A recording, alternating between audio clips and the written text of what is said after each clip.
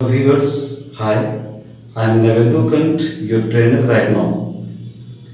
Today in this video lecture, my dear viewers, we would start the next new chapter of English grammar that is known as subject-verb agreement or concord. In the course of our discussion, we shall first try to know and understand what subject-verb agreement is, what is its importance, and how we can form the grammatically correct sentences on the basis of the understanding of subject-verb agreement. My dear viewers, grammar में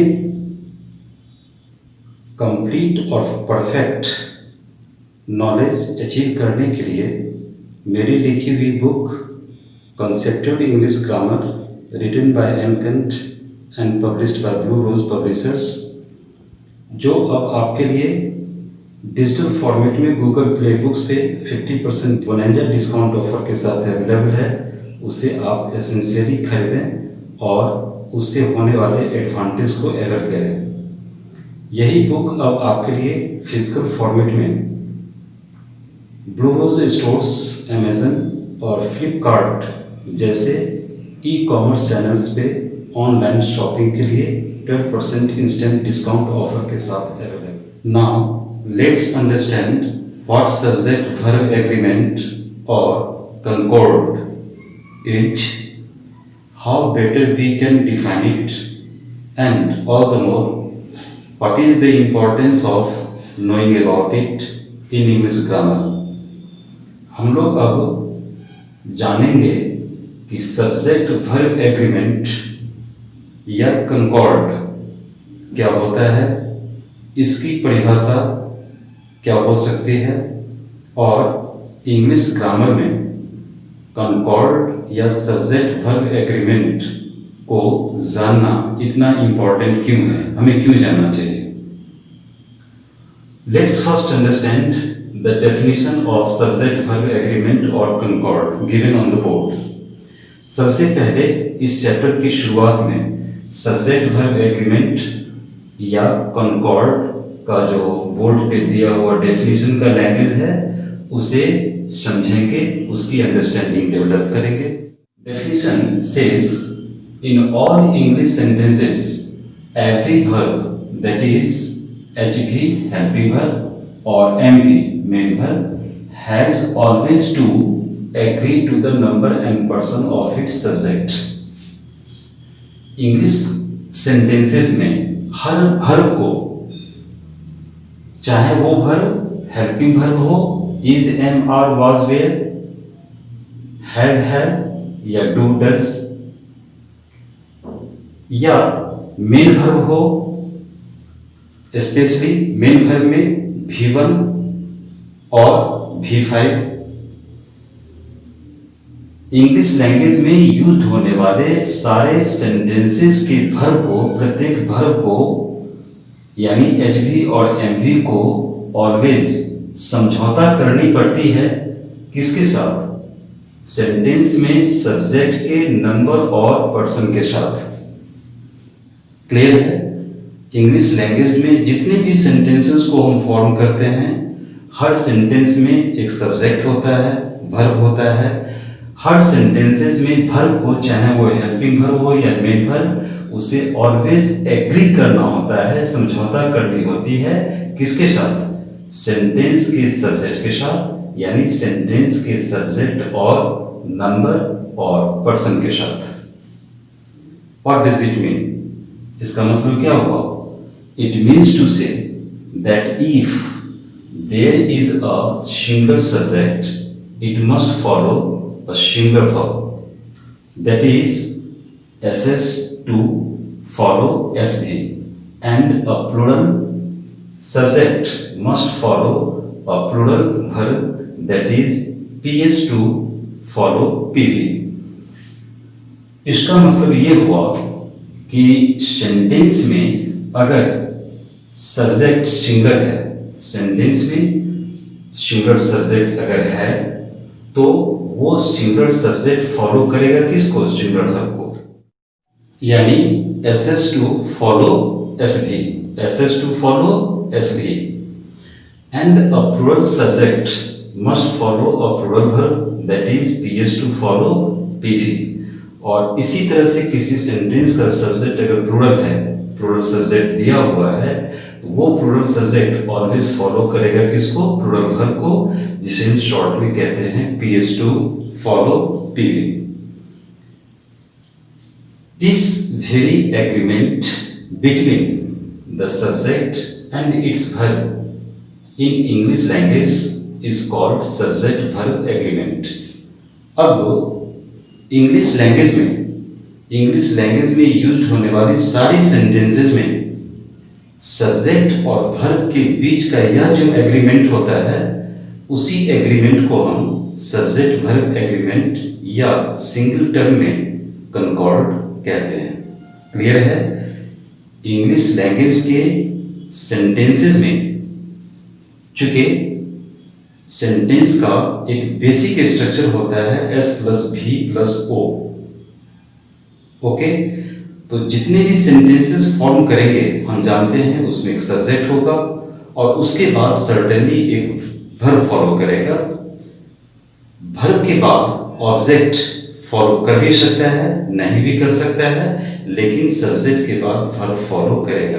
अब यहाँ बतलाया गया है कि इस तरह English language में जितने भी सेंटेंसेस होते हैं, हर सेंटेंस के वर्ब को यानी HV या MV को एग्री करना होता है, एग्रीमेंट करनी होती है। किसके साथ? सेंटेंस के सब्जेक्ट के साथ। किस रिस्पेक्ट्स में? तो सब्जेक्ट के नंबर और पर्सन के साथ उसे समझौता करनी होती है, जिसका मतलब हुआ कि सेंटेंस का सब्जेक्ट अगर सिंगुलर है SS, तो वो ऑलवेज सिंगुलर वर्ब को फॉलो करेगा यानी SV, और सेंटेंस का सब्जेक्ट अगर प्लूरल है यानी PS, तो वो ऑलवेज प्लूरल वर्ब को फॉलो करेगा यानी PV, यानी SS to follow SV and PS to follow PV। This sort of agreement between the subject and the verb is called subject verb agreement or concord in English grammar। Okay, अब जो definition की language दी गई है, मैं नहीं समझता इस simplified language को समझना आपके लिए बिल्कुल डिफिकल्ट है या कम्प्लेक्सिटी से भरी हुई। इसको और हम थोड़ा प्रैक्टिकली कुछ और बातें बता करके समझाएंगे। जैसे जो डेफिनेशन के लैंग्वेज में कहा गया कि SS to follow SV and PS to follow PV, इसका मतलब क्या हुआ कि सेंटेंस का सब्जेक्ट ही डिटरमाइन करेगा कि सेंटेंस का वर्ब कैसा होना चाहिए। It is always the subject of any sentences which always determines what the number of its verb, whether its verb should be singular or plural। Okay, यानी sentence का subject जैसा होगा वैसा वर्ब होगा। Okay, SS to follow SV, PS to follow PV का मतलब क्या कि सेंटेंस का जैसा सब्जेक्ट होगा वैसा वर्ब होगा। As the subject so is its verb. जैसे कहावत है, एक सेइंग है कि as the king so his people, as the seed so its tree और फ्रूट्स। ओके, जैसा राजा वैसी प्रजा, जैसा बीज वैसा पेड़ वैसा फल, ठीक उसी तरह से जैसा सब्जेक्ट वैसा वर्ब। ओके, सिंपल सी बात है। तो डेफिनेशन के लैंग्वेज के मुताबिक हमें पूरी चैप्टर में ध्यान रखना होगा कि SS to follow SV and PS to follow PV। अब इस चीज को समझने के लिए डिटेल्ड वे में हमने आज के इंट्रोडक्टरी इस वीडियो लेक्चर में कुछ एग्जाम्पल सेंटेंसेस दिए हैं, वो भी 1 to 3 नहीं टाइम पास करने के लिए, बल्कि 1 to 11 दिए हैं समझाने के लिए कि why we should know subject verb agreement. Okay, अब इंग्लिश लैंग्वेज में हमें सब्जेक्ट वर्ब एग्रीमेंट को क्यों समझना चाहिए, इसका इंपॉर्टेंस क्या है, why it is important to know about it and why it is important to have full command on this chapter. ये बड़ी बात है, तो उसके कारण है। कारण क्या है आपको समझना होगा कि इंग्लिश लैंग्वेज में जितने भी हम सेंटेंसेस फॉर्म करते हैं सारे सेंटेंसेस एक जैसे नहीं होते हैं।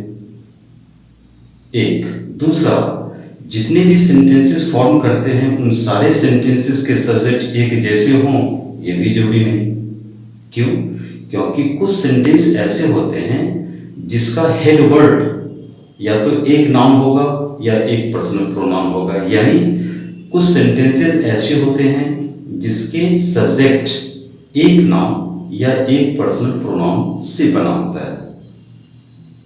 उस सेंटेंस के सब्जेक्ट को, वैसे सब्जेक्ट को कहते हैं सिंपल सब्जेक्ट।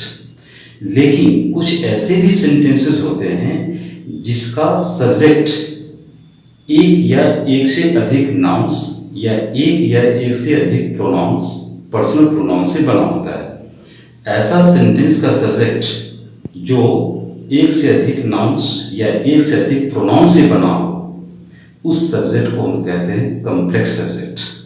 अब जिस सेंटेंस का सब्जेक्ट अगर एक है नाउन के रूप में या पर्सनल प्रोनाउन के रूप में, वहाँ ये डिसाइड करना बड़ा आसान है कि सेंटेंस का जो सब्जेक्ट नाउन है या प्रोनाउन वो सिंगल है या प्लूरल।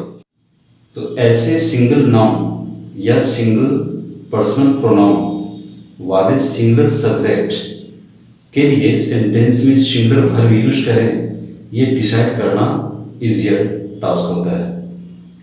प्रॉब्लम बच्चों को वहाँ पे फेस करनी होती है उस सेंटेंसेस में जब वो देखते हैं कि सेंटेंस का सब्जेक्ट एक या एक से अधिक नाउन्स या पर्सनल प्रोनाउन से बना होता है।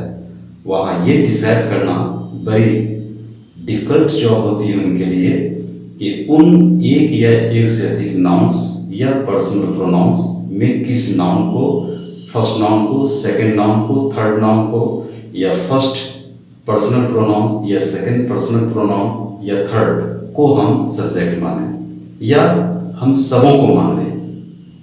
चूंकि वहाँ सब्जेक्ट का नंबर क्या होना चाहिए, नंबर डिटर्मिनेशन क्या होनी चाहिए, ये डिसाइड करना मुश्किल होता, इसलिए वर्ब सिंगुलर यूज करें या प्लूरल, ये और भी ज़्यादा उससे मोर कॉम्प्लिकेटेड टास्क होता है।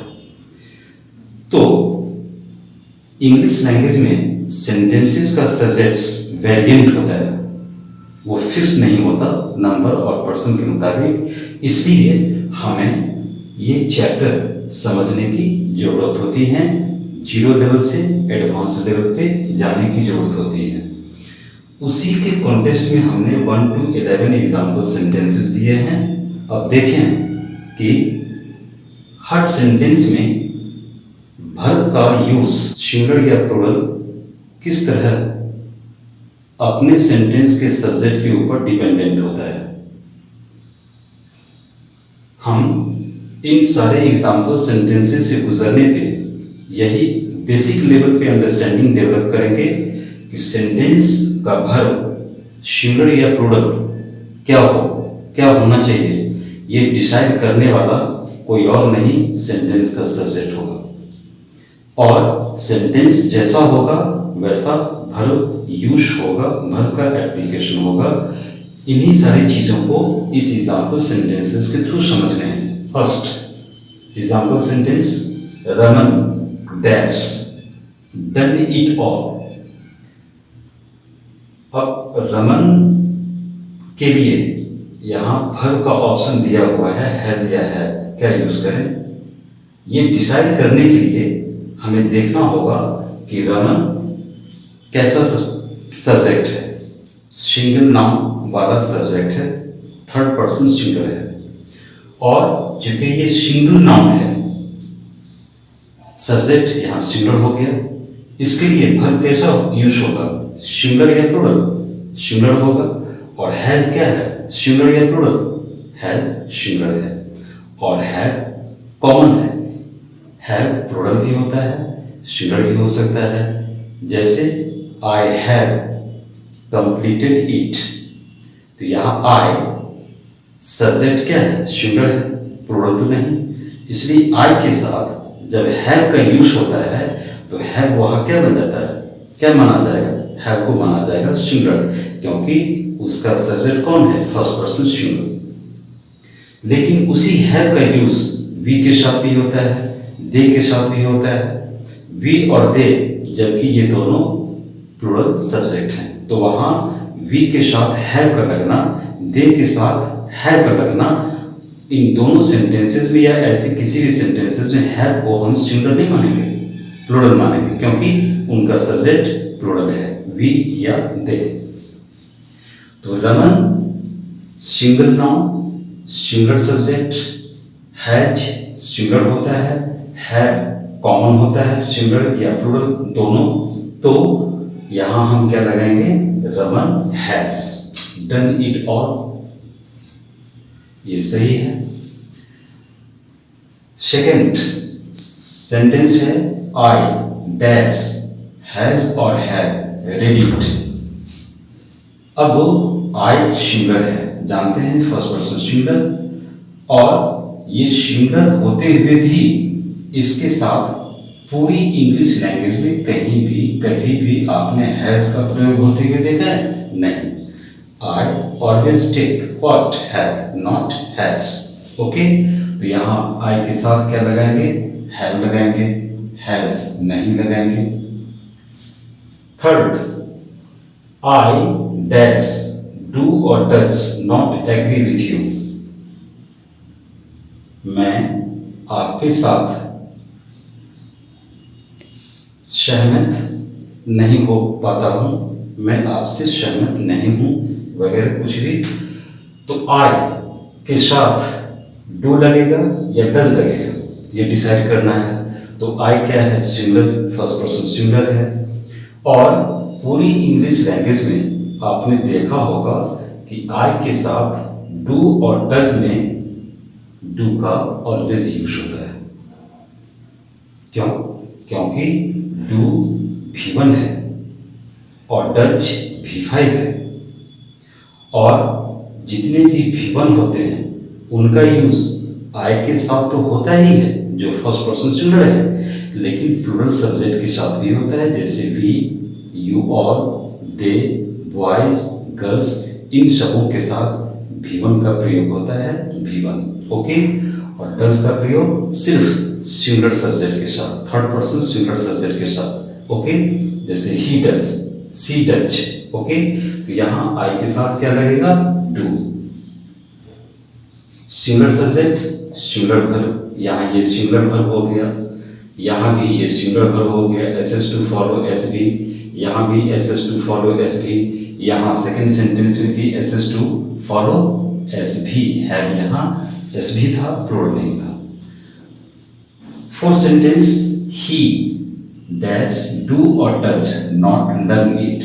अभी मैंने ही के बारे में ही समझाया था, ही थर्ड पर्सन सिंगुलर है, और थर्ड पर्सन सिंगुलर जितने भी सब्जेक्ट्स होते हैं, ही हो, सी हो, इट हो, एनी नेमिंग नाउन और अननेमिंग नाउन विदाउट एस और ईएस हो, उनके साथ ऑलवेज V5 का प्रयोग होता है। ओके, तो यहाँ V5 डज लगेगा, डू नहीं लगेगा, क्योंकि डू कॉमन है, उसका यूज आई के अलावा वी, दे और any third person plural noun with S और ईएस के साथ लगता, तो he does not learn it.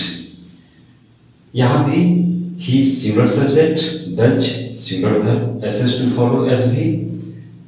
Fifth sentence, the bird dash chirp और चर्च ऑन द ट्री। चिड़िया पेड़ पे चहचहाती है। द बर्ड ये सिंगल नाउन वाला सिंगुलर सब्जेक्ट है, एसएस, तो इसके लिए फिर एसबी का प्रयोग होगा। और द बर्ड ये फर्स्ट पर्सन सिंगुलर नहीं है, सेकंड पर्सन सिंगुलर नहीं, ये क्या है? थर्ड पर्सन सिंगुलर, और थर्ड पर्सन सिंगुलर के साथ ऑलवेज हम V5 का एप्लीकेशन करते हैं, V1 का नहीं। जब यहाँ V1 है ये यूज नहीं होगा, जब से यहाँ V5 है ये यूज होगा, क्योंकि सब्जेक्ट क्या है? Third person singular, and third person singular number subject always takes what? V5। Okay, अब 1 to 5 जितने भी हमने सेंटेंसेस दिए, आपने गौर किया उन सारे सेंटेंसेस के सब्जेक्ट कैसे थे? एसएस। और उन एसएस के लिए वर्ब का यूज कैसा किया गया? SV, singular verb. ओके, इसलिए 1 to 5 के लिए यहाँ एरो इंडिकेटर देकर के हमने लिख दिया all sentences formed on SS to follow SV. इस फॉर्मूला पे 1 to 5 सेंटेंसेस को फॉर्म किया गया, जिसका मतलब हुआ कि 1 to 5 में जितने भी सेंटेंसेस थे उन सबों का सब्जेक्ट एसएस था, सिंगुलर सब्जेक्ट था, इसलिए उनके साथ एसवी का एप्लीकेशन किया गया। Okay, the last 6 to 11 sentences. 6th में क्या है? दे डैश हैज और हैड सबमिटेड देयर प्रोजेक्ट। उन लोगों ने अपना प्रोजेक्ट जमा कर दिया है। यहाँ दे सेंटेंस का सब्जेक्ट है, आप देख रहे हैं पर्सनल प्रोनाउन के रूप में, और ये पर्सनल प्रोनाउन का सब्जेक्ट सिंगुलर है या प्लूरल? प्लूरल है, पीएस है। तो ये पीएस है, इसलिए यहाँ क्या यूज होगा? पीवी। एसवी तो नहीं होगा, हैज एसवी है और हैड कॉमन है, यानी एसवी भी हो सकता है, पीवी भी हो सकता है। तो यहाँ हम हैड का एप्लीकेशन करेंगे दे के साथ। They have submitted their project, यहाँ पे PS2 फॉलो पीवी इंडिकेट कर दिया। Some girls dash talking a lot, कुछ लड़कियां जोर जोर से बातें करती हैं। यहाँ सेंटेंस का सब्जेक्ट नाउन सिंगल है गर्ल, और गर्ल प्लूरल है, यानी पीएस सब्जेक्ट हो गया। तो इसके लिए वर्ब का एप्लीकेशन क्या होगा? पीवी होगा। इज एसवी है और पीवी है, हम किसको यूज करेंगे? आर को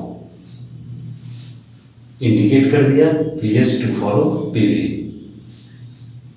नेक्स्ट, दो चिल्ड्रेन डैश was और were quarreling, वो बच्चे झगड़ा कर रहे थे। यहाँ भी सेंटेंस का सब्जेक्ट के रूप में नाउन है एक, और वो नाउन कौन सा है? चिल्ड्रेन। और चिल्ड्रेन क्या है? Plural, third person plural. Plural third person plural subject के लिए या पीएस के लिए हम पीवी का इस्तेमाल करते हैं, और वेयर क्या है? पीवी, और वाज क्या है? एसवी। ओके, तो यहाँ वेयर लगेगा, वाज नहीं लगेगा, इसलिए हमने इंडिकेट कर दिया ब्रैकेट में PS2 फॉलो पीवी। अब आपके अटेंशन को अट्रैक्ट करना है इस पॉइंट पे कि हमने 1 to 8 जितने भी एग्जाम्पल सेंटेंसेस दिए उन सबों में एक बात की मेजर सिमिलरिटी है, एक बात का मेजर कॉमननेस है, और वो क्या है कि इन सारे 8 एग्जाम्पल सेंटेंसेस का सब्जेक्ट या तो एक नाउन या फिर एक प्रोनाउन का बना था। उनका कंपोजिशन सिंगुलर एलिमेंट से था। गौर करें, रमन, आई, ही, बर्ड, दे, गर्ल्स, चिल्ड्रेन। किसी भी सेंटेंस के सब्जेक्ट में सब्जेक्ट का फॉर्मेशन एक या एक से अधिक नाउन्स या प्रोनाउन से नहीं हुआ था, यानी obviously we can understand that the subject of each of these 8 example sentences was only simple subject, not complex subject. Clear? इसलिए ऐसे जो सेंटेंसेस होते हैं जिनका सब्जेक्ट किसी एक एलिमेंट से बना हो, सिंगल नाउन से या सिंगल प्रोनाउन से, उस सब्जेक्ट को हम सिंपल सब्जेक्ट तो कहेंगे ही, और उस सिंपल सब्जेक्ट से बनने वाला जो सेंटेंसेस होगा वो सिंपल सेंटेंसेस कहलाएगा। वो कौन सा सेंटेंसेस कहेगा? सिंपल सेंटेंसेस, शॉर्ट में एसएस। क्लियर? लेकिन जैसा हमने कहा कि कुछ सेंटेंसेस ऐसे भी होते ही हैं जिसका सब्जेक्ट सिंपल नहीं होकर कॉम्प्लेक्स होता है, एक या अधिक नाउन या प्रोनाउन के कॉम्बिनेशन से बना होता है।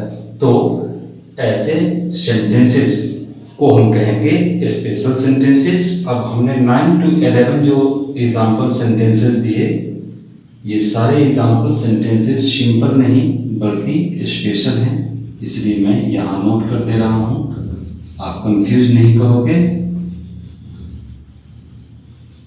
ओके, अब ये 3 एग्जाम्पल सेंटेंसेस स्पेशल क्यों हैं, इसको जानने के लिए 1 by 1 एग्जाम्पल सेंटेंसेस को देखेंगे, डिसाइड करेंगे सब्जेक्ट क्या है, कैसा है, कितने नाउन का बना हुआ है, कितने प्रोनाउन का बना हुआ है। 9th एग्जाम्पल सेंटेंस क्या है उसको चेक करें। Each and every man comma women comma child dash has oblique have sunk into river. इस सेंटेंस को देख के समझ में ऑब्वियसली आना चाहिए कि सेंटेंस का सब्जेक्ट सिंपल नहीं कॉम्प्लेक्स है। Why? Because its subject you see is made up of 3 nouns, 3 different nouns. First man, second woman, third child. Here it is more a difficult task to decide what one of the 3 nouns should be considered as the subject of the given sentence, and what according to the given subject of the sentence we should use verb, whether singular or plural. अब यहाँ ये decide करना मुश्किल है कि जिस sentence का subject इस तरह का कॉम्प्लेक्स हो जिसमें एक से अधिक नाउन उसमें शामिल हो, इंक्लूसिव हो, तो उसमें किस नाउन को हम सब्जेक्ट माने, फर्स्ट नाउन को माने, सेकंड नाउन को माने, या फिर थर्ड नाउन को, या तीनों को, या किसी को नहीं। और सब्जेक्ट जो भी फॉर्मेशन करेगा सिंगुलर या प्लूरल, हम वर्ब क्या यूज करें, ये मोर कॉम्प्लिकेटेड टास्क है। तो ऐसा सब्जेक्ट जिसमें इस सेंटेंस की तरह एक से अधिक नाउन्स कॉन्स्टिट्यूट कर रहे हों, उस सेंटेंस का सब्जेक्ट ऑलवेज कॉम्प्लेक्स मानेंगे, और वहां पे हम अपनी विजडम से या अपनी गेस वर्क एबिलिटी से हम अपने ढंग से कोई वर्ब का यूज नहीं कर पाएंगे। हम अपनी समझदारी के मुताबिक जो मन में आया सिंगुलर या प्लूरल वर्ब यूज नहीं कर सकते।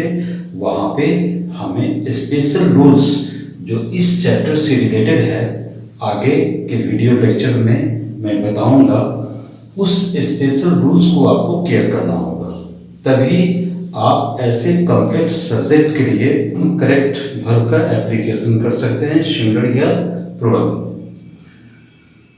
अब ये जो 9th सेंटेंस है जिसमें आपने देखा 3 डिफरेंट नाउन्स सब्जेक्ट के रूप में दिखाई पड़ रहे हैं, लेकिन यहाँ पे हम सब्जेक्ट इन तीनों नाउन में से किस एक पर्टिकुलर नाउन को या ऑन द होल सबको सब्जेक्ट मानेंगे, इसका डिसाइड किया जाएगा ग्रामर में इस चैप्टर से रिलेटेड उस स्पेशल रूल की लैंग्वेज के मुताबिक, जिस रूल में बताया गया है कि एक ऐसा सेंटेंस जिसका स्टार्टिंग एलिमेंट हो ईच एंड एवरी डिटरमाइनर, और ईच हो या एवरी हो या दोनों का एक साथ यूज हो रहा हो, ईच एंड एवरी एक साथ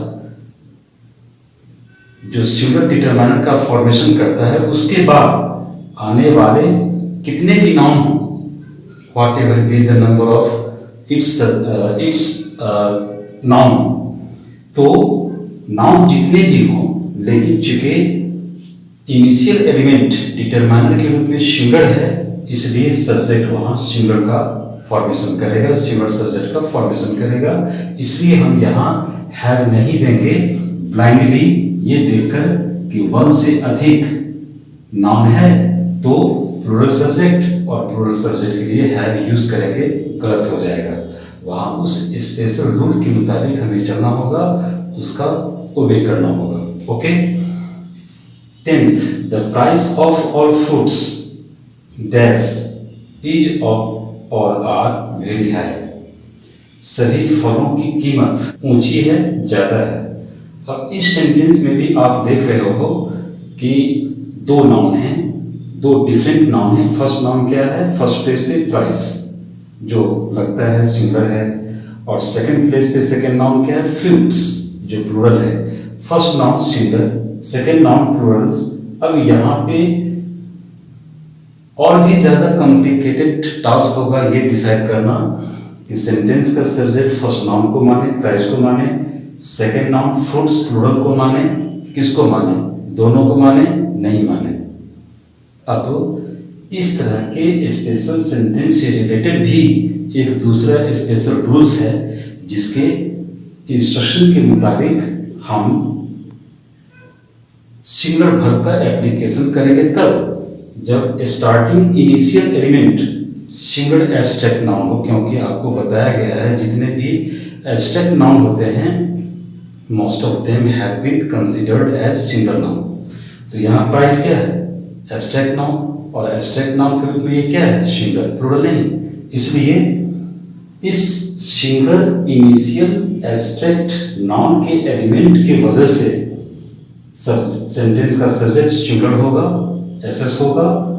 फ्रूट्स के मुताबिक प्लूरल सब्जेक्ट नहीं होगा, और इसलिए एसएस टू फॉलो एस भी यहाँ इज लगेगा, आर नहीं लगेगा।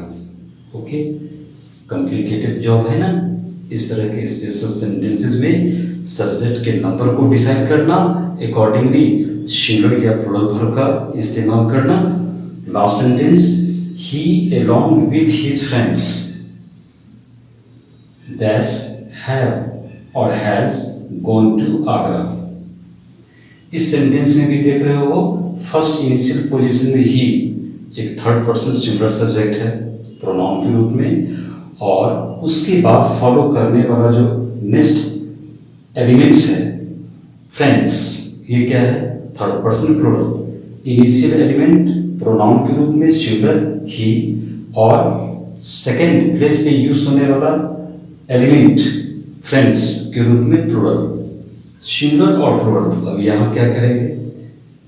तो इस तरह के भी स्पेशल सेंटेंस से रिलेटेड स्पेशल रूल ग्रामर में इन्वाइसेस किया गया है, जिसके मुताबिक बताया गया है ऐसा कोई सेंटेंस जिसकी इनिशियल एलिमेंट नाउन या प्रोनाउन के रूप में थर्ड पर्सन सिंगुलर हो, और उसके बाद फॉलो करने वाला नाउन प्लूरल हो, जैसे फ्रेंड्स, और दोनों के बीच में along with या टुगेदर विथ स्पेशल फ्रेज को यूज किया गया हो। तो ऐसे सेंटेंस का भी सब्जेक्ट जो इनिशियल एलिमेंट सिंगुलर है उसके मुताबिक सिंगुलर सब्जेक्ट का वहाँ फॉर्मेशन होगा, और वहाँ पे वर्ब सिंगुलर यूज होगा। एसएस टू फॉलो एस भी। तो ही के लिए हैव तो यूज नहीं होता, हैज यूज होता। हम हैज यूज करेंगे, हैव यूज नहीं करेंगे। आज के वीडियो लेक्चर का सिंगल अप्रोच ये था, आपको ये बताना कि एसबी एग्रीमेंट हमें क्यों जानना चाहिए। सेकंड, आपके माइंड में इस फैक्ट को इम्बाइब कराना कि इंग्लिश लैंग्वेज में सारी सेंटेंसेस का सब्जेक्ट एक जैसा नहीं हो सकता, यूनिफॉर्म सब्जेक्ट्स नहीं हो सकते। Subjects are always of different natures. Sentence के सब्जेक्ट्स सिंपल भी हो सकते हैं, कॉम्प्लेक्स भी हो सकते हैं, और इसलिए हमें इस चैप्टर को समझने की जरूरत होती है, क्योंकि हर सेंटेंस अगर स्पेशल है तो उससे रिलेटेड जो स्पेशल रूल्स ग्रामर में इन्वाइसेड किए गए हैं इस चैप्टर के लिए, वो आपको समझने होंगे। अकॉर्डिंगली उसके ही हम करेक्ट वर्ब का एप्लीकेशन कर पाएंगे। I hope you all must have enjoyed today's video lecture focused on the understanding of the next new chapter, that is subject-verb agreement or concord. Dear viewers, if you are satisfied with today's video, please don't forget to subscribe the channel by pressing the bell icon. Please don't forget to like the video, and also please don't forget to share it more and more. Stay home, stay safe. Thanks you a lot for watching today's video. Keep yourself watching the video until its last. Have the nice time.